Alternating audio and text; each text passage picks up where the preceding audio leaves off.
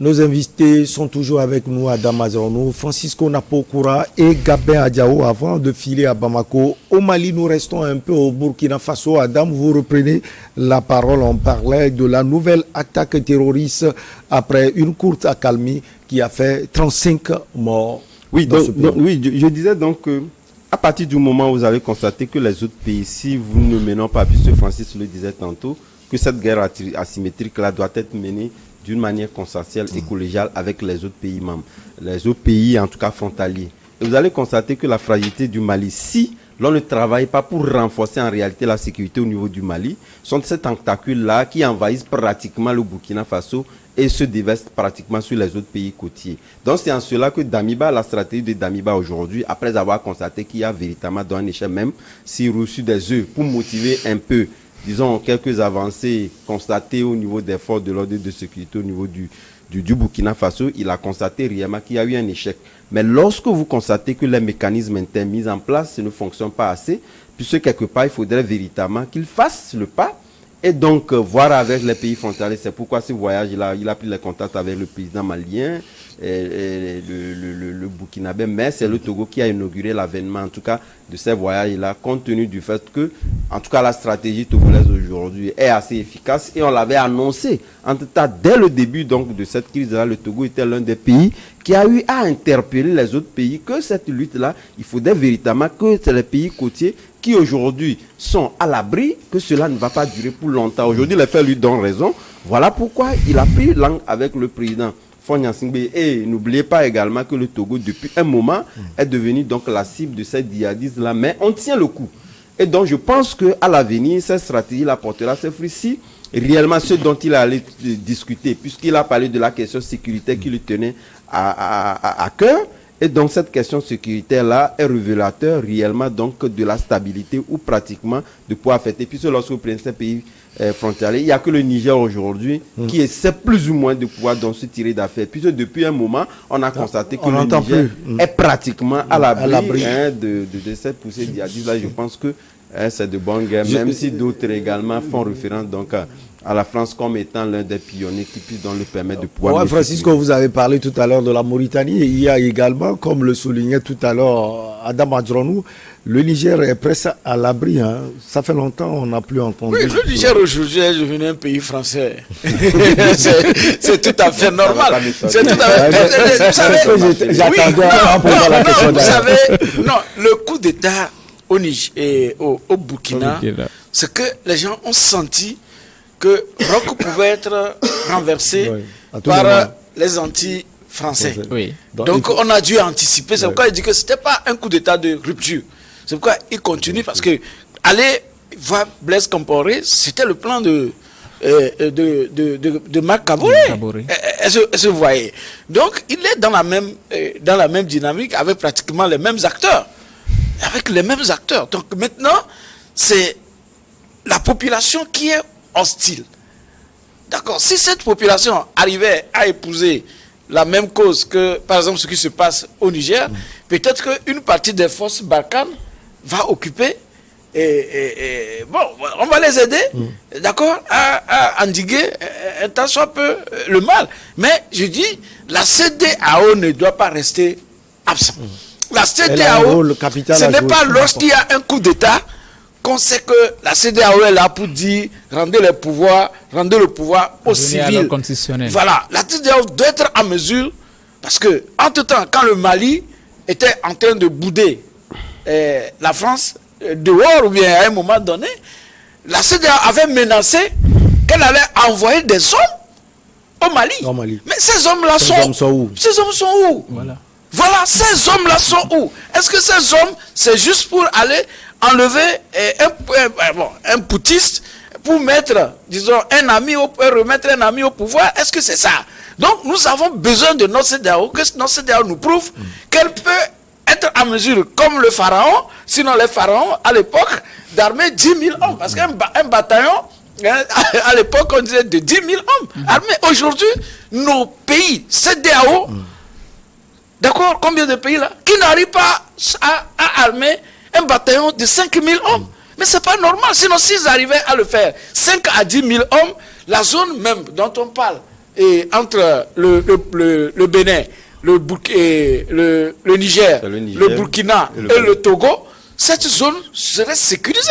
Ça veut dire que si chacun donne 1000 hommes, on pouvait balayer. Donc voilà un problème. Est-ce que c'est la bouche ils font qu'on envoie les menaces? On ne sait pas.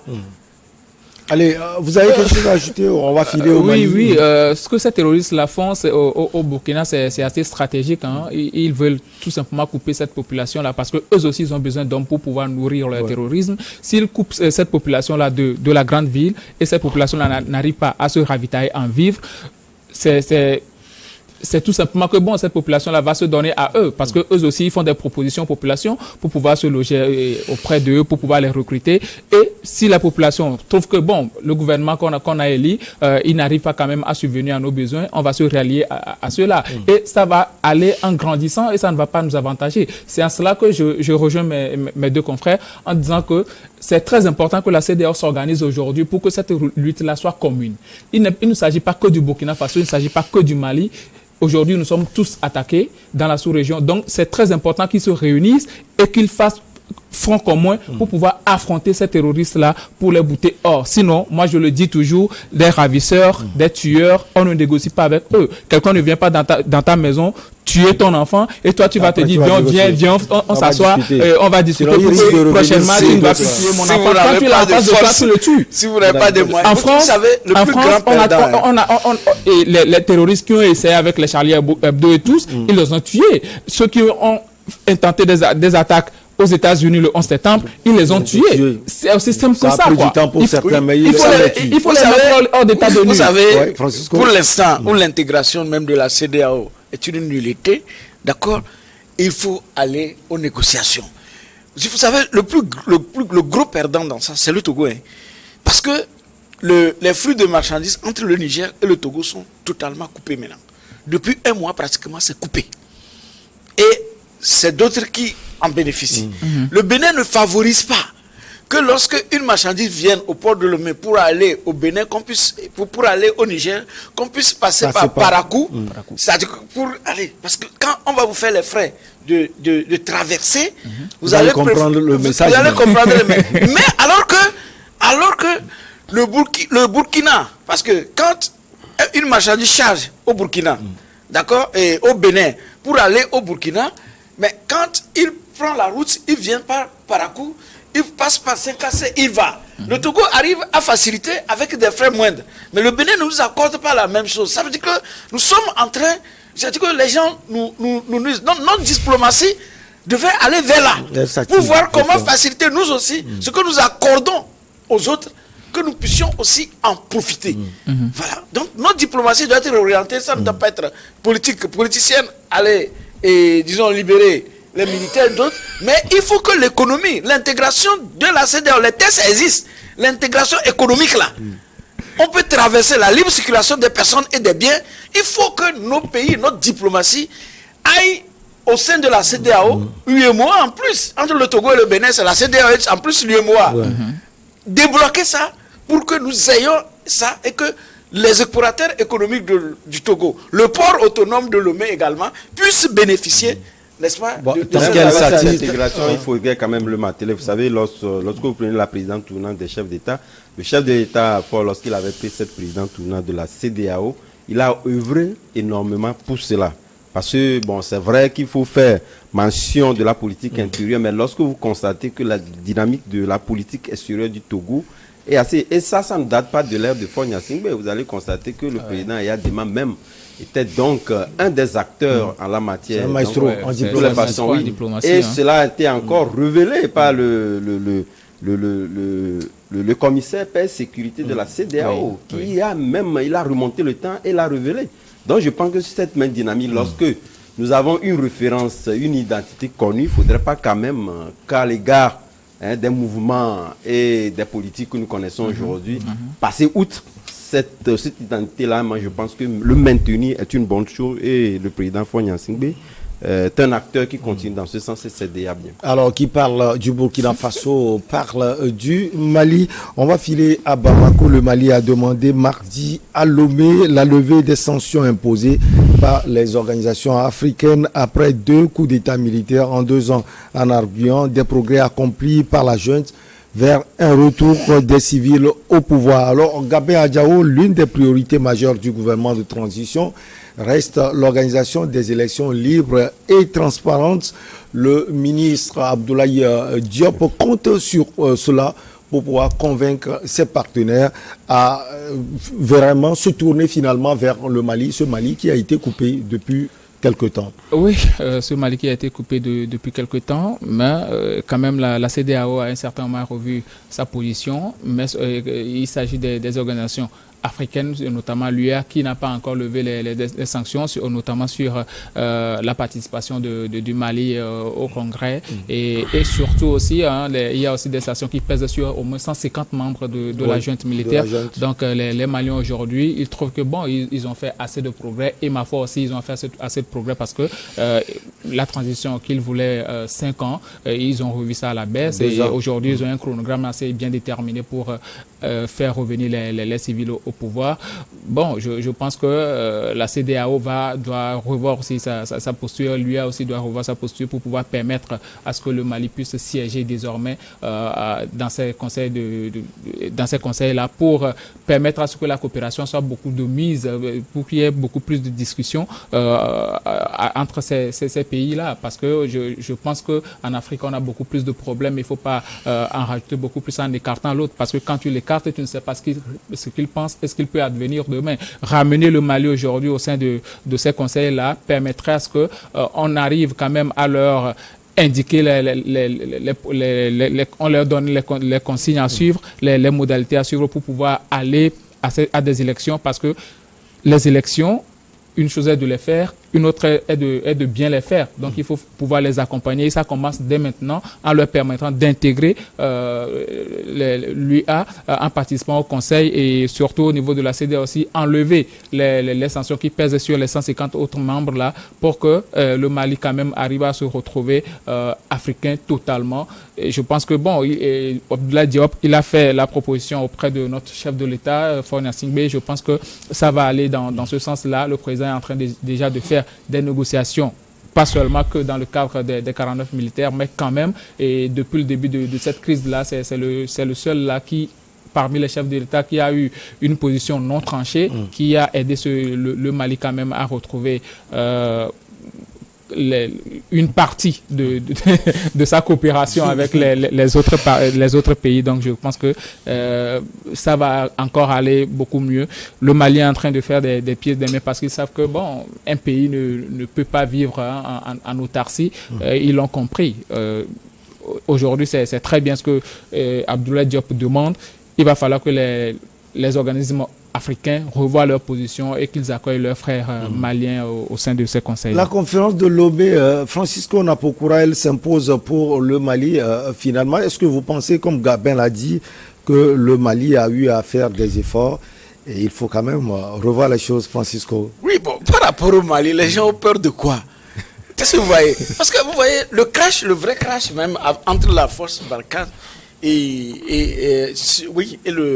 entre la France et le Mali, c'est lorsque le tour du Mali était arrivé pour prendre, disons, la tête du G5 Sahel, que les gens ont refusé que le Mali prenne la tête du G5 Sahel.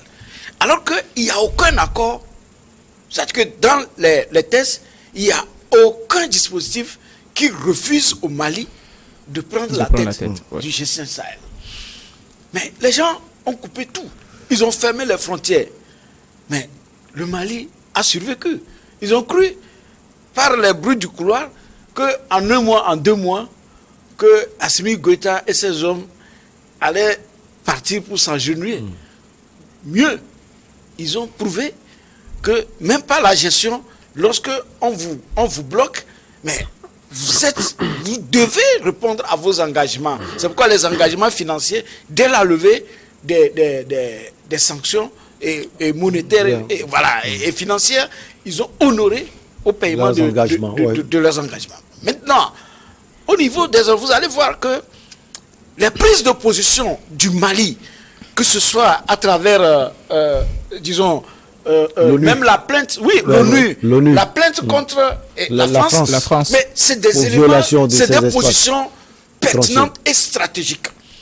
D'accord? Donc, moi ce que je vois, pourquoi les gens maintiennent ces sanctions, pourquoi les gens ne veulent pas. Ce sont ces positions, selon vous, qui font que les gens C'est ces positions qui dérangent, parce que quand le Mali va reprendre sa place avec Abdoulaye Diop, avec tous ceux-là que nous voyons, qui jouent la diplomatie. Avec Abdoulaye Maïga, Premier ministre, avec le président Assimi Goïta. Oui, mais vous avez vu, quand le moment est venu, ils ont nommé un Premier ministre militaire, personne n'a broché. Parce qu'ils sont arrivés à un niveau de maturité. Donc les gens ont peur que quand ils vont commencer par siéger au niveau de la CEDEAO, quand ils vont commencer par siéger... Mais apparemment, le Premier ministre militaire, il semble être moins dur que le Premier ministre civil. Dans son discours, le militaire, c'est dans la tête, ce n'est pas dans la forme. Donc les gens ont peur aujourd'hui que quand le Mali va reprendre pleinement sa place, le Mali va bouleverser l'échiquier. Parce que ils ont montré que l'autarcie aussi est une forme d'émancipation. Et ils l'ont prouvé. Donc, c'est ce que les gens ne veulent pas. Et c'est ça qui retarde les choses. Donc, ils doivent bousculer. Ils doivent bousculer parce que la sanction financière a levé, le commerce a repris.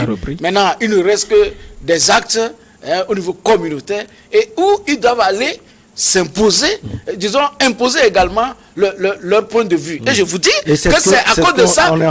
C'est à cause de ça. Les gens ont compris que si le Mali prenait la tête du G5 Sahel, qui devait avoir beaucoup de bouleversements, c'est pourquoi ils ont refusé. Et vous avez senti que c'est dès lors que le Mali a dit déguerpisser, et puis bon, ils sont arrivés à leur fin. Ils ont quitté, vrai ou faux? C'est vrai, voilà. Ils ont quitté. Adam Adjonou, oui, est-ce qu'on peut noter, comme les autres l'ont dit, des avancées indéniables? Vous savez, je pense que le temps a fait également son temps et les mêmes motivations qui expliquaient le maintien de ces sanctions-là par le passé devaient être affectées et amenées à changer de paradigme. C'est en cela qu'aujourd'hui, c'est vrai, je faisais partie de ceux que, en tout cas, moi, je ne serais jamais d'accord des coups d'État, même si le protocole de la CEDEAO aujourd'hui, la CEDEAO est très rigide et très ferme là-dessus, que les coups d'État, aussi bien militaires que les coups d'État institutionnels avec les présidents démocratiquement élus, qui changent les constitutions, c'est une ligne rouge à ne pas franchir. Je pense que c'était une réponse directe hier à Abdoulaye Diop, à qui j'ai eu hier à échanger. J'ai même posé une question qu'il a héritée. Je n'étais pas d'accord la question française. Vous savez, sur cette question-là, c'est une question qu'il n'aime pas trop. Et or, ce que j'expliquais en réalité, je dis, c'est très difficile aujourd'hui. Nous constatons que sur le continent, il y a une crise de mécontentement entre les États ou pratiquement les populations avec la France.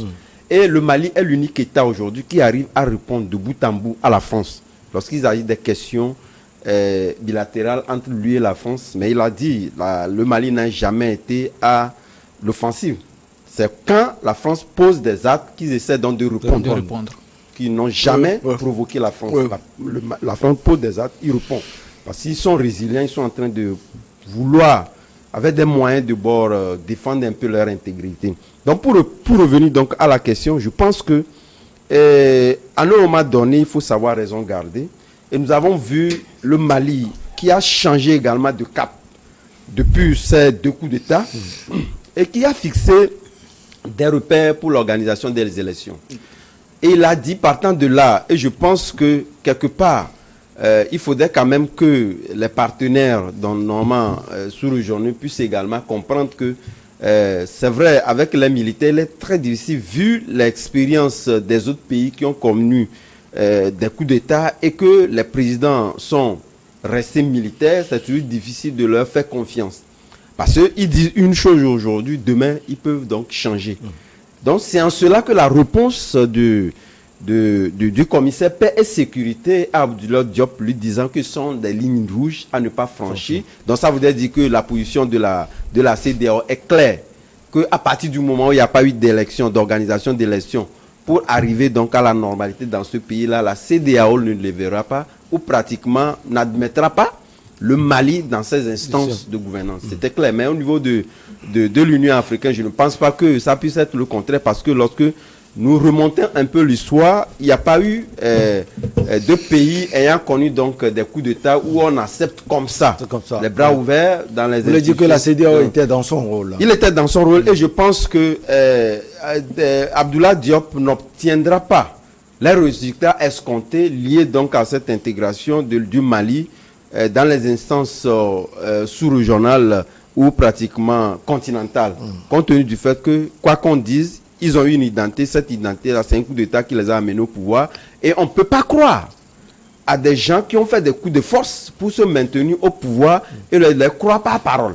Il faudrait des actes, même si ces actes sont posés, organiser les élections pour faire en sorte qu'on retrouve la voie normale pour donc intégrer ces instances-là. Parce que c'est le moins qu'on puisse les accorder, parce qu'en parlant tout à l'heure de l'intégration sous-régionale avec la population, on sait que ces sanctions économiques-là étaient donc des reflets sur avec des tentacules de conséquences sur la population.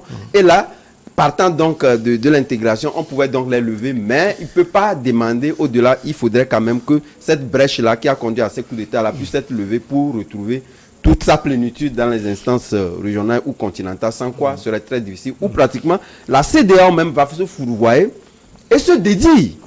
Parce que n'oubliez pas qu'avec ces coups d'État-là, la CEDEAO avait eu véritablement des coups liés donc peut-être au formalisme ou pratiquement le fait qu'il laissait aller. Il y a le cas guinéen avec Alpha Condé et d'autres cas également qui motivaient en réalité cette plus de bâtie de certaines opinions au niveau du continent, et donc je pense que la CEDEAO ne va pas vouloir commettre les mêmes erreurs que par le passé, parce que cette rigidité-là, il a commencé déjà par l'exprimer à travers certains prises de décision, donc il faudrait quand même qu'il continue par le faire. Donc ce que le Mali doit faire aujourd'hui, c'est de pouvoir organiser ces élections dans les brefs délais pour faire en sorte que le Mali puisse trouver sa plénitude dans ces instances-là. Alors, les garanties sont données, l'organisation des élections à venir pour transmettre le message, ou bien le pouvoir, j'allais dire, justement, un civil. Alors, vous pensez, vous, Gabé Adjao, que Lomé reste un nouveau départ pour nos frères maliens? Oui. Lomé a toujours représenté ce point d'appui là pour le Mali, et je pense qu'on va continuer par l'être, parce que je le rappelle toujours, au début de cette crise, beaucoup de chefs d'État africains avaient des positions tranchées, beaucoup sont contre la levée des sanctions contre les Maliens, et seul le Togo avait une position assez malléable à ce niveau. Donc aujourd'hui, le Mali, quand même, s'il y a un canevas ou bien un canal par lequel passer pour pouvoir discuter avec les autres pays, c'est le Togo. Et le Togo joue bien ce rôle-là aujourd'hui. Le Mali, moi, je le dis toujours, il ne faut pas qu'on arrive à donner raison à Emmanuel Kayaba qui disait que l'Africain est corvéable et serviable à volonté. Non, il va falloir aujourd'hui apporter le soutien au Mali. Il ne faut pas le mettre à l'écart. Le Mali a déjà fait assez d'efforts, ce qu'on voulait. On voulait qu'on arrive à définir un chronogramme pour les élections, ils l'ont fait. On voulait que il soit quand même assez moins rigide sur certaines positions. Le Mali a lâché du lest. Donc aujourd'hui, je ne vois pas la raison pour laquelle on va maintenir le Mali à l'écart de certaines instances africaines. Je ne vois pas. Nous, Africains, nous devons nous serrer les coudes. Et le Mali n'est pas notre ennemi.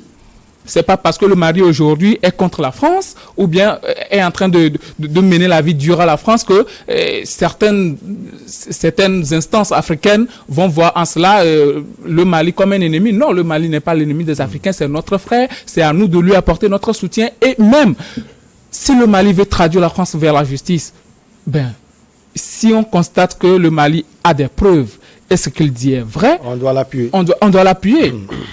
On doit les amener à avoir gain de cause, parce que cette liberté-là, c'est pas que pour le Mali, c'est pas que pour le peuple malien, mais aussi pour les Africains.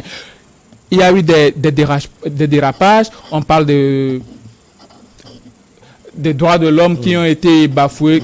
Il y en a ça un peu partout, même aux États-Unis, les droits de l'homme ne sont pas totalement respectés. Est-ce que selon vous, c'est vérifié, puisque pour le moment, le Mali dit que ça n'existe pas dans le rapport de l'ONU?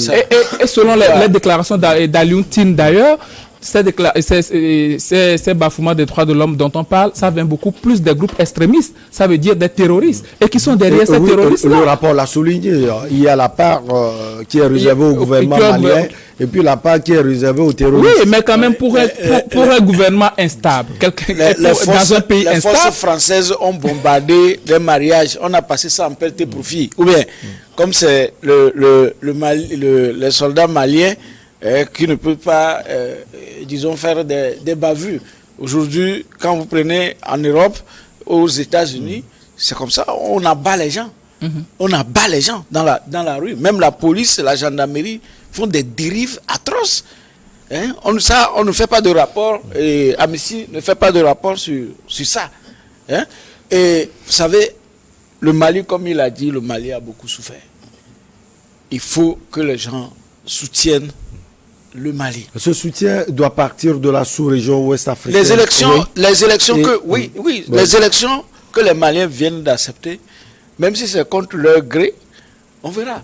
Ce ne serait que des élections zonales et partielles, parce qu'ils n'ont pas l'intégrité du territoire. Non, pas le contrôle de de l'intégrité du territoire malien. Ça veut dire qu'il y aura des Maliens qui vont voter, il y aura des Maliens qui ne vont pas voter. Une grande partie. Et toujours, on va installer un gouvernement, comme on le dit, civil, qui, voilà. Ça veut dire que les problèmes ne sont pas finis. C'est ce que la plupart des gens ne voient pas. Les coups d'État ne sont pas encore terminés. Oui. Puisque la CEDEAO aujourd'hui n'est pas en mesure d'armer 5 000, 10 000 hommes pour aller aider à détruire les terroristes. Ni pour aller aider les Maliens à combattre les terroristes. Donc, c'est juste le one man show, les sanctions, ils vont faire et c'est fini. Donc les coups d'État ne sont pas encore terminés.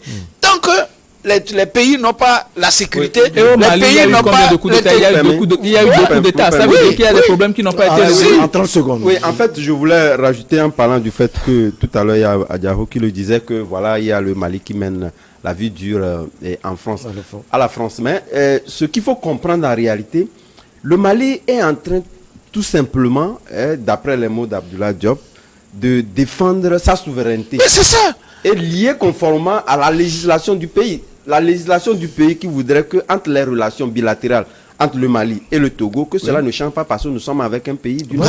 Voilà. Et justement, c'est ce que le Mali est en train de réclamer. Et lorsque ça veut prendre la route contraire, ils réagissent. Donc en réalité, ce n'est pas une question de vie dure comme maintenant quelqu'un, mais c'est réclamer en réalité une souveraineté. Même vous avez vu, il faut le comprendre comme tel. Et ça n'a rien à voir avec le fait que même vous avez vu c'est raisonnable et rationnel. Le mea culpa en quelque sorte de l'État ivoirien à la suite de la libération des 3, c'est-à-dire que des 3 femmes sur les 49 détenus. Dites qu'ils vont respecter les lois. Mais c'est ça. Oui, mais il est très important de c'est très important. On ne peut pas empiéter. C'est très important de le marteler parce que Abdoulaye Diop l'a dit hier. Si aujourd'hui le Togo arrive véritablement à pouvoir donc mener, c'est pour parler avec le Mali, c'est justement parce que le Togo n'est pas venu en donnant de leçons. Voilà, clairement. Donc il est là pour écouter premièrement la souveraineté de tous les États, même si les pauvres, vous êtes riches, c'est ce que la France n'admet pas et qui est. Allez, on va marquer la pause pour le journal et on revient pour la suite avec vous. On est tous riches.